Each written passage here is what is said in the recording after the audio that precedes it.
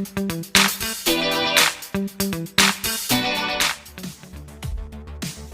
Bali United Teko mengaku sudah paham gaya permainan anak-anak Persiraja. Teko mengaku sudah siap untuk mengalahkan Persiraja Banda Aceh.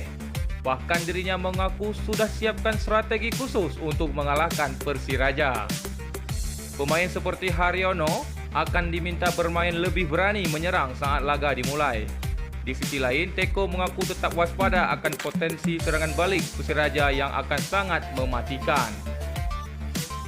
Menurut Teko, kelemahan skuad Persiraja ada di lini bawah yang belum bermain dengan rapi sejak kehilangan Adam Mitter. Sementara itu, Coach Henry Susilo juga mengatakan bahawa skuad Bali United lebih baik dibandingkan skuadnya saat ini bersama Persiraja. Namun ia mengatakan bahawa anak-anak Persiraja akan tampil habis-habisan bagaikan di partai final.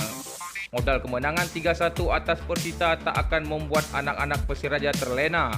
Justru itu modal semangat untuk membuktikan diri bahawa mereka juga bisa mengalahkan Bali United. Pertandingan Bali United versus Persiraja sendiri akan dilaksanakan pada Senin 29 Maret 2021.